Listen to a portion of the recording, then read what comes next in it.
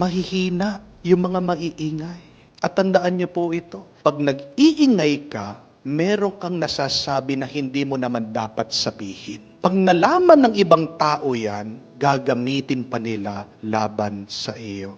Amen? Kaya nga, sabi nila, pag meron kang plano, pag meron kang pangarap, wag mo sasabihin kahit kanino. Amen? Kasi pag nalaman ng ibang tao, anong nararamdaman nila? Naiinggit. At pag merong inggit, may galit.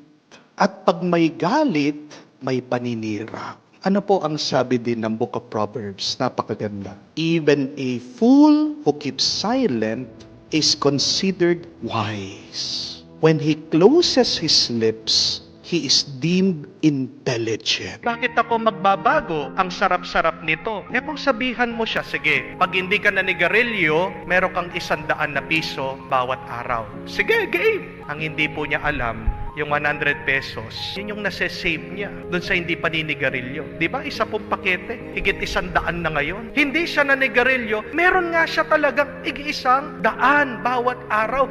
Kung sinave mo yun, may pera ka. Pag meron kang utang at sinisigil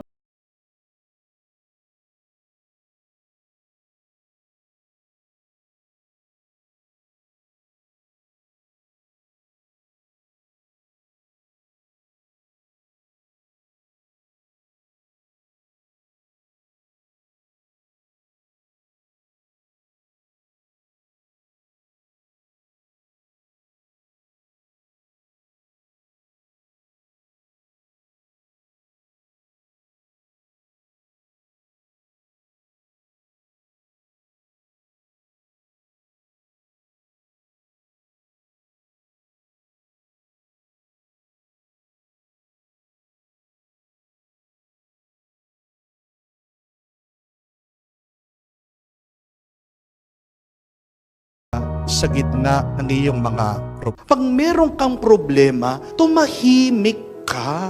Dahil tandaan mo, ang Diyos ang magtatanggol sa iyo, ang Diyos lang ang tutulong sa iyo. Ano man problema yan? Problema mo sa asawa mo, problema mo sa mga anak mo, problema mo sa sakit mo. Always open your heart to the Lord and remember that line.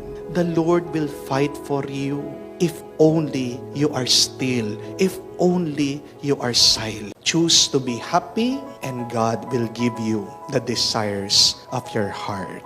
Huwag kang malulungkot dahil sa paninira ng iba. Huwag mong isusuko at ibibigay ang kapangyarihan na pagiging masaya dahil sa mga taong ito. Dahil kung palagi kang nasa Diyos at kung palaging nandyan ang Diyos sa iyong buhay, sapat na yon para maging masaya. At pag may tuwa at saya ang iyong buhay, makikita mo palagi ang pagpapala at makakatanggap ka palagi ng bendisyon sa Kanya. At huwag kang matatakot na mawalan ka ng mga tao sa buhay mo. Mas matakot ka kung ikaw mismo ang mawawala dahil palagi mong piniplease ang ibang tao. Maganda pong tandaan yun. Do not be afraid to lose other people because you cannot please them. But be afraid of losing yourself. Hindi ka makakapagbigay kung ubos ka. Tandaan niyo po yun. Ang Panginoon, hinayaan lang niya yung mga gustong umalis.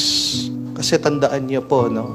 People will hate you for who you are, but other people will love you for who you are. Kung hindi ka kayang tanggapin ng ibang tao kung sino ka, bakit mananatili ka sa kanila? Napakahirap, napakabigat na nagbabalat kayo, na nagsisinungaling ka sa sarili mo para lang mahalin ka at tanggapin ka ng ibang tao. So, stop pleasing other people. Kung tatanungin natin, anong kagustuhan ng Diyos para sa atin, alam niyo sasabihin ng Diyos na palagi din tinuturo ng isang santo, Saint Francis of Sales. God wants us to be who we truly are and be the best of who you are. Sino ka?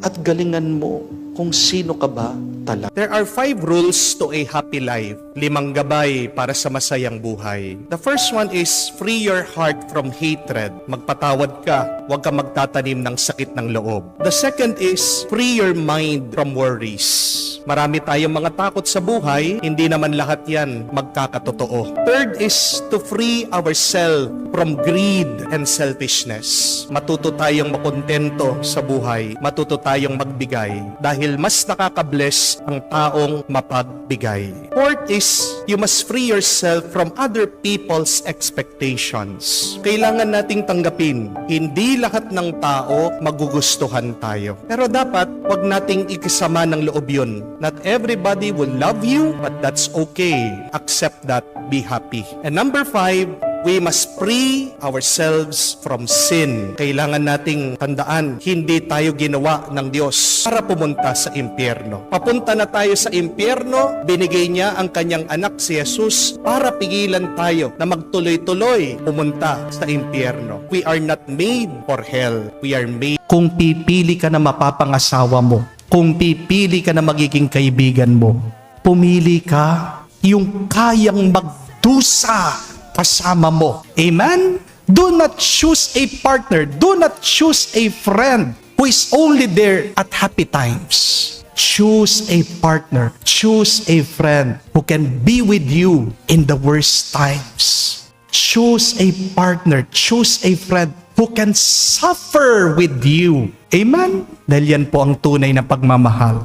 Marunong magtiyaga. Marunong magsakripisyo.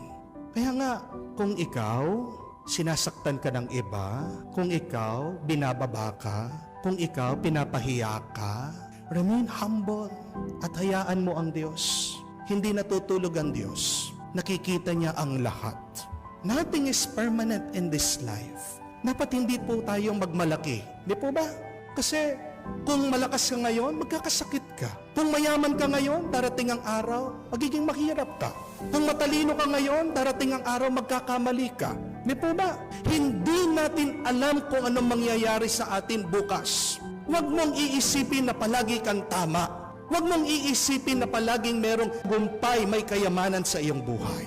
Remain humble and recognize that everything that you receive comes from God.